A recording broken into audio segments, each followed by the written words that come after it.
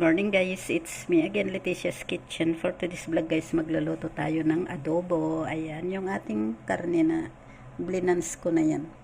Para na maalis yung amoy ng ating karne. Para malinis pati ang ating lulutuin. At maglalagay tayo dyan ng salty fish. So ito yung salty fish na nabili ko guys. Ayan. Bali, binabad ko muna yan sa tubig para mabawasan yung alat ng isda. So, ayan na guys, mag-start na tayo. So, ito na guys yung ating ingredients. Nailagay ko na yung luya at saka scallion. And then, maglalagay ako ng shallot. Ayan yung shallot. So, i-fry lang natin yan hanggang sa lumabas yung aroma ng ating ingredients. Bago natin ilagay ang ating pork. So, i-fry lang muna natin.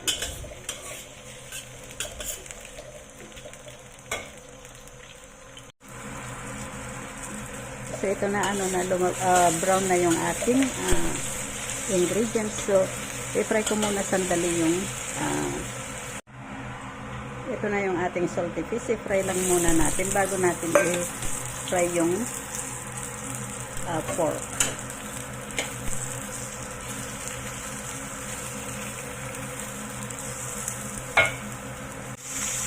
Ayan, na-fry na natin yung ating fish. So, tanggalin na natin at i-fry na natin yung ating pork. Ayan. Pwede na yan.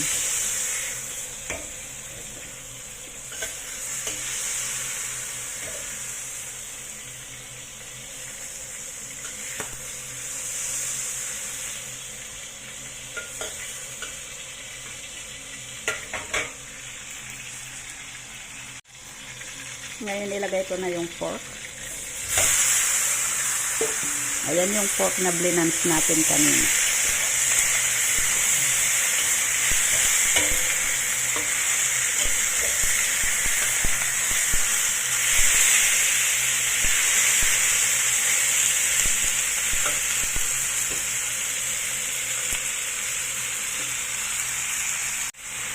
Mountain pepper. Ayan. So, i-fry lang natin bago tayo maglagay ng water.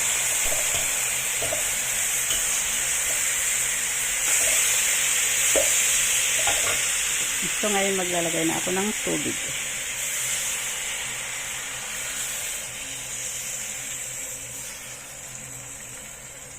Ayan. So, pakuluan lang natin ito ng mga 40 minutes.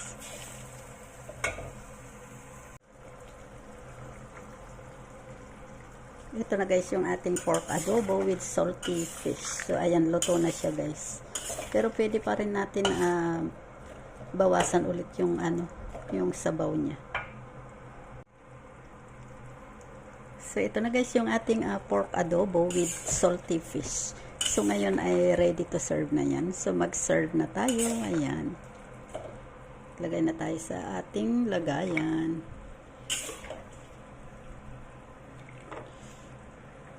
Wow, it's masarap ito guys kasi with salty fish.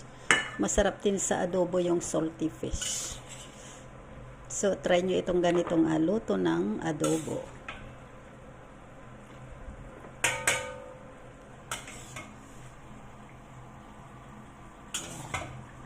Maglagay tayo ng sabaw. Kasi masarap yung sabaw niya.